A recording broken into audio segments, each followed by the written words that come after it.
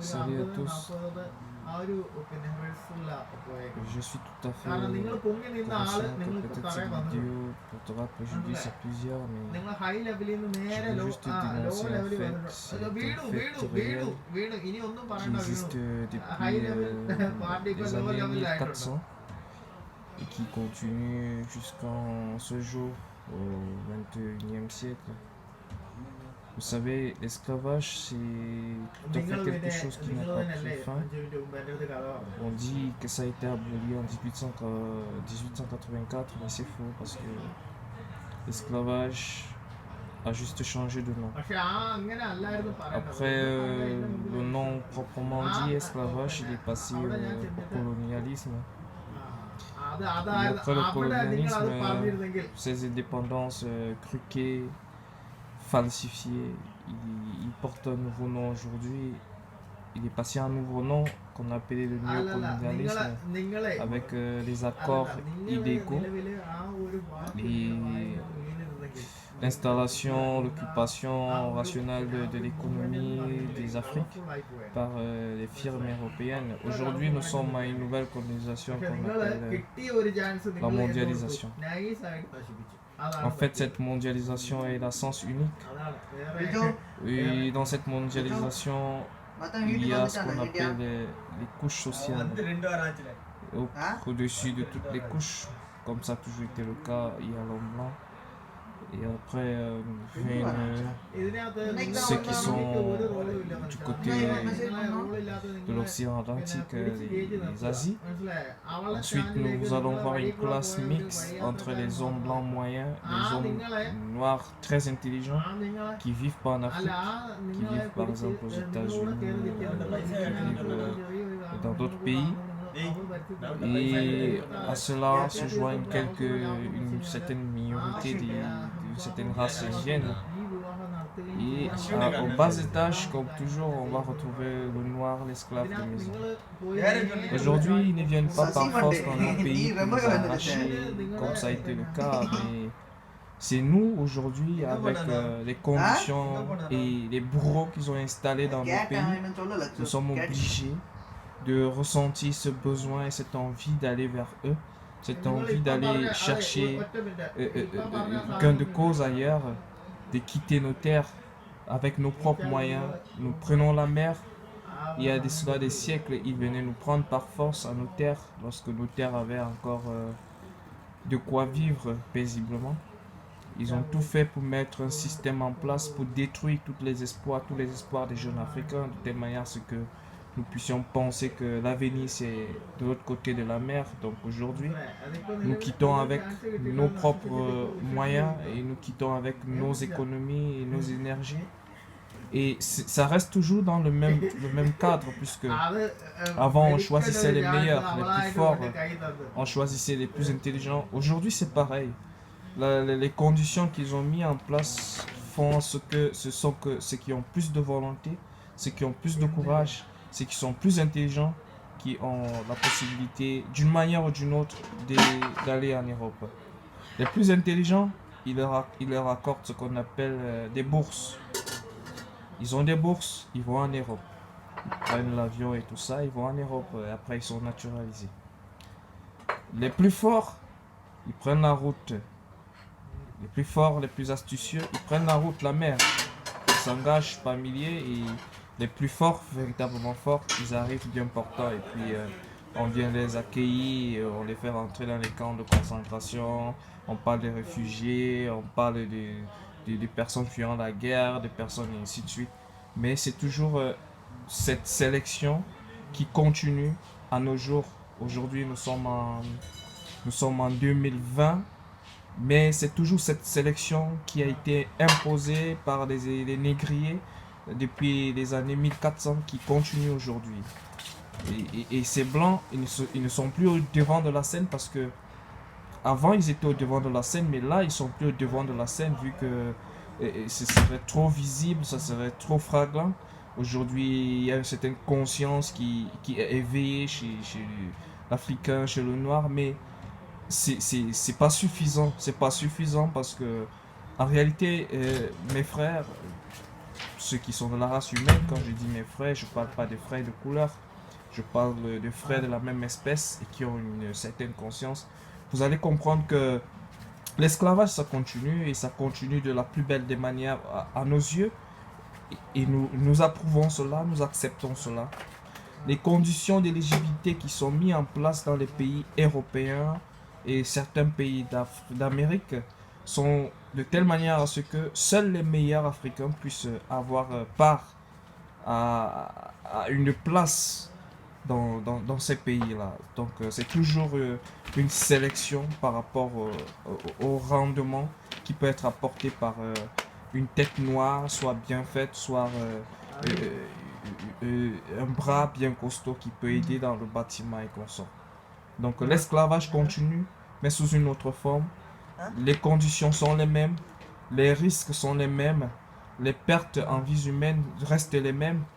Et le traitement reste également le même parce que quand tu regardes la manière dont ces Noirs qui aujourd'hui sont installés en Europe, par-ci, par-là, sont traités dans le fond, tu comprends que c'est pas différent.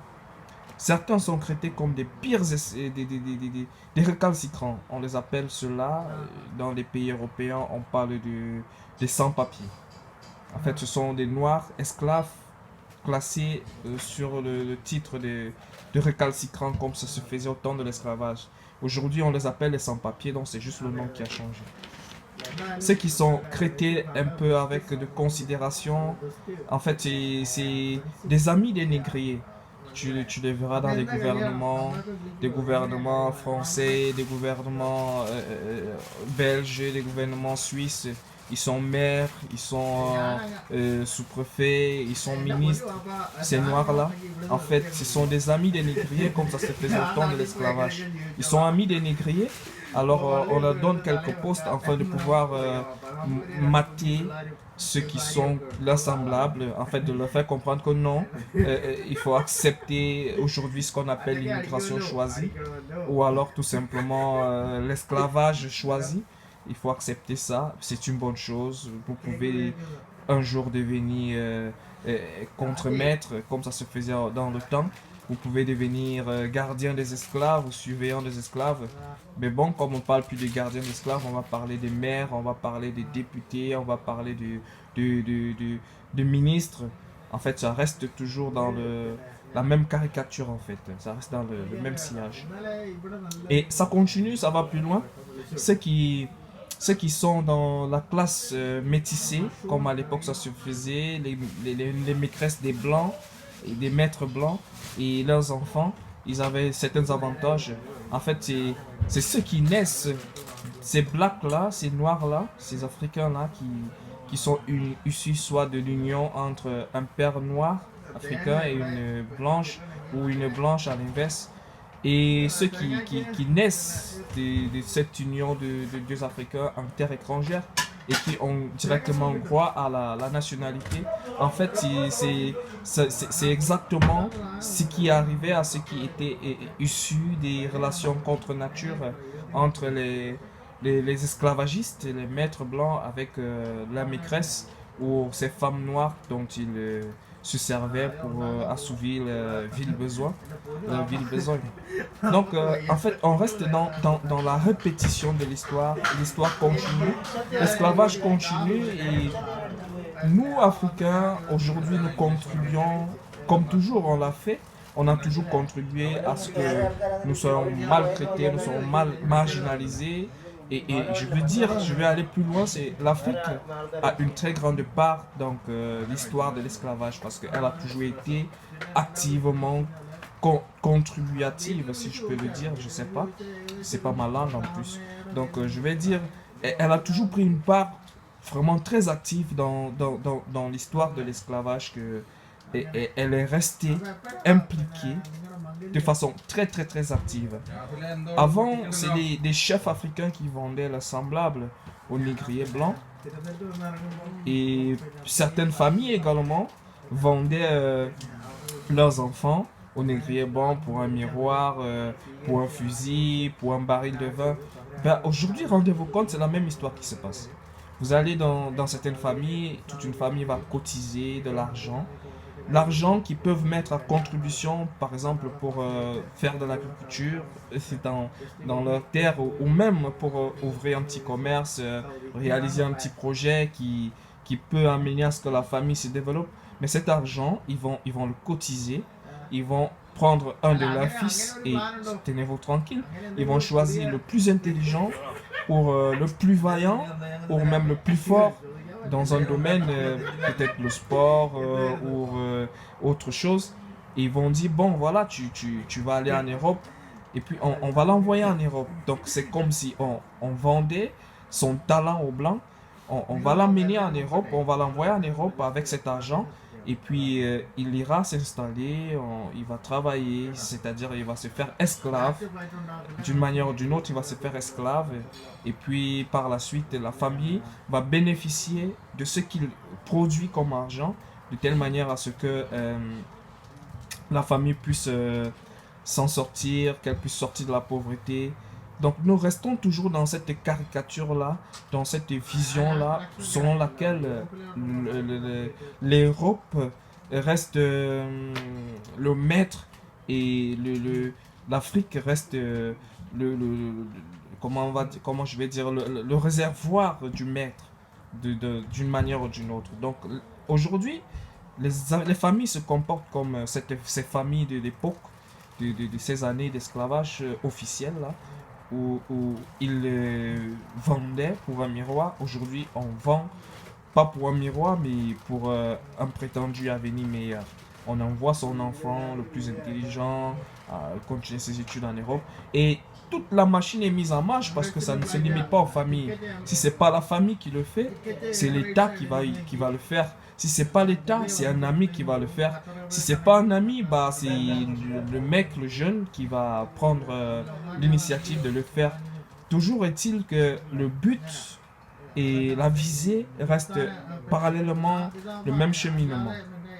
Parce que jamais tu n'arriveras en Europe, tu seras traité comme un Européen.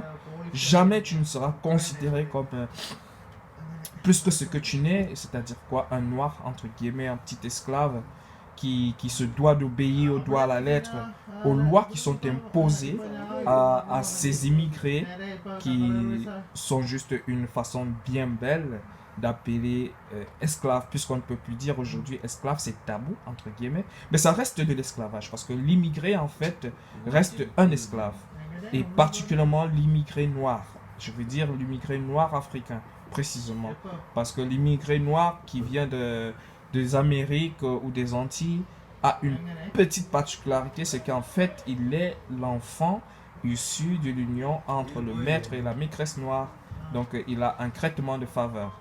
Par contre, l'immigré noir qui vient de l'Afrique reste un esclave pur, un pur esclave.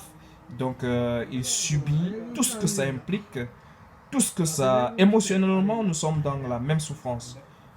Nous connaissons les mêmes souffrances que ceux de nos ancêtres qui ont été déportés de force. Eux, au moins, ils avaient quelque chose que nous, aujourd'hui, on n'a pas. C'est qu'ils avaient le courage de refuser cette Europe-là, de refuser cet inconnu. Mais nous, aujourd'hui, les négriers, ils ne viennent plus avec leurs bateaux chargés de fusils, d'étoffes.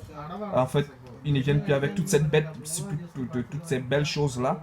Ils nous font miroiter ça à travers ce qu'ils ont trouvé de plus formidable, qui est Internet, qui est la télévision. Parce que regardez un peu la caricature de l'Europe. Lorsque dans nos chaînes en Afrique, excusez-moi, on nous présente l'Europe, jamais on va te montrer Paris, des banlieues. Jamais on va te montrer l'Allemagne des sous-quartiers à Dortmund. Jamais on va te montrer la Belgique de Bruges dans un village. Non, mais on va te montrer des endroits magnifiques de Paris, les Champs-Élysées, la Tour Eiffel. On va te montrer des endroits vraiment exceptionnels, de telle manière à ce que toi, le petit Africain, qui se trouve par exemple sur l'île de Gorée, et qui toute ta vie n'a vu que la maison des esclaves comme monument qui attire et qui attise, tu te dis, bah Paris c'est beau, à Berlin, c'est magnifique. À Donetsk, c'est la magie.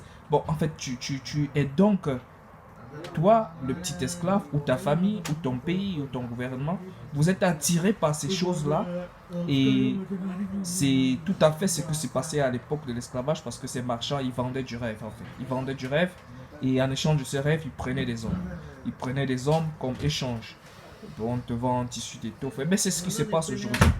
On nous présente l'Europe la belle, et aujourd'hui, puisqu'ils ne peuvent pas venir eux-mêmes nous prendre de force, comme cela se faisait dans le temps, parce qu'il y a quelques-uns de mes frères qui vivent en Europe, qui sont blancs, qui ont compris que c'était pas bien l'esclavage, mais ils ont continué sous une autre forme.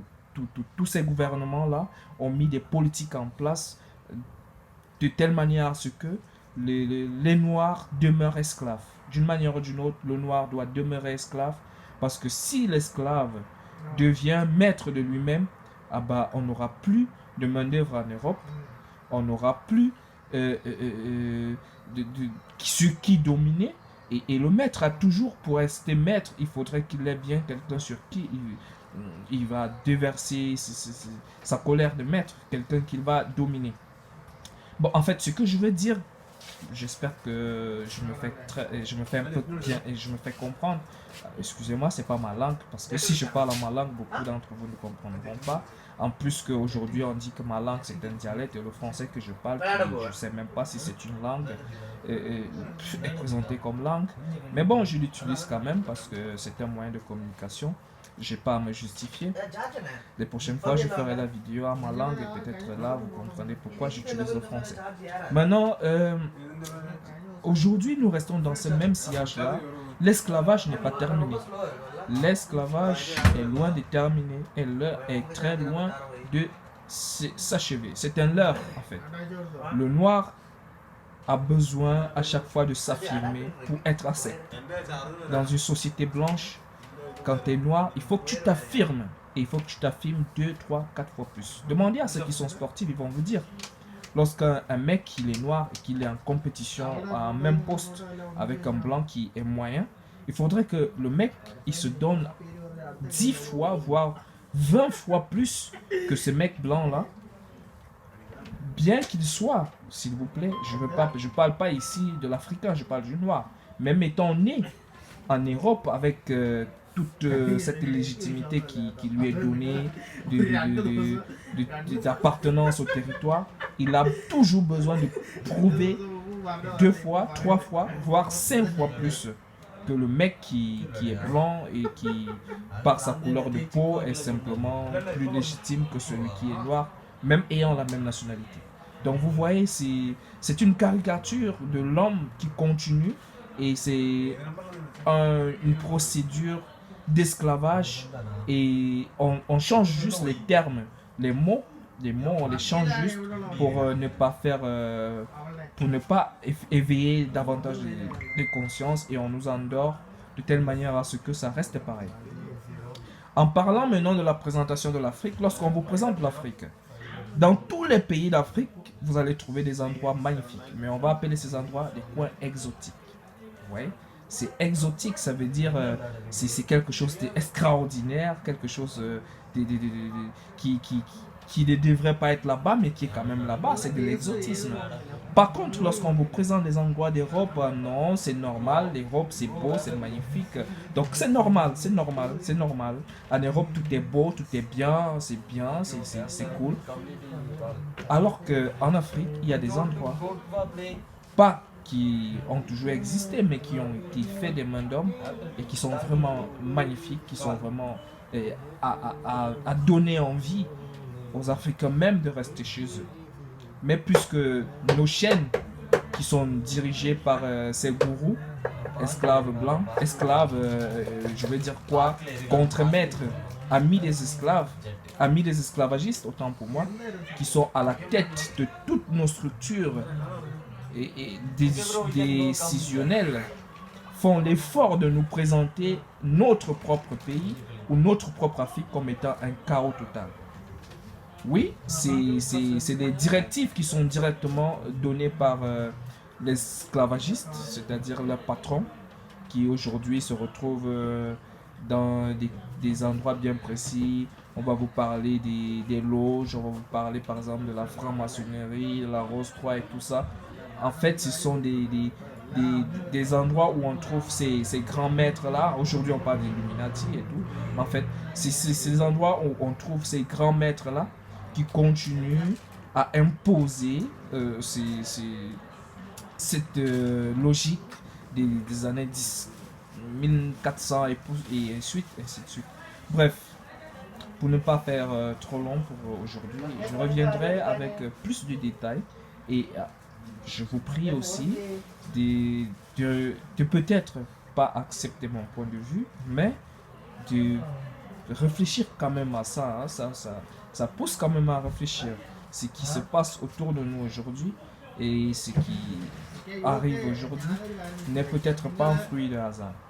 Et je ne serais pas surpris dans les années qui vont arriver que lorsque les hommes en auront marre de se faire manipuler par une poignée d'hommes à l'esprit tordu, quand les hommes en auront marre, je parle ici des hommes sans distinction de race, quand tous les hommes en auront marre de vous, et je dis vous, je parle de vous, ces esclaves, maîtres contre maîtres, et ainsi de suite, quand les hommes en auront marre de vous, le monde sombrera dans un chaos parce que dommage que vous ayez la force du pouvoir, mais nous avons la force du nombre. Et parmi nos rangs, il tombera certainement plusieurs, mais à un moment donné, tout cela changera et le monde reprendra son cours normal sans vous. Il arrivera ce temps-là. C'est pour ça que ceux qui ont été visionnaires, pour ceux qui sont chrétiens, on a parlé de la fin du monde, où il y aura un monde nouveau après. Et pour ceux qui sont musulmans, on parle également de ça, et ainsi de suite. Mais c'est un temps où l'éveil de l'esprit se fera et l'esclavage, l'exploitation de l'homme par l'homme prendra sa fin. Bien, merci et pensez-y.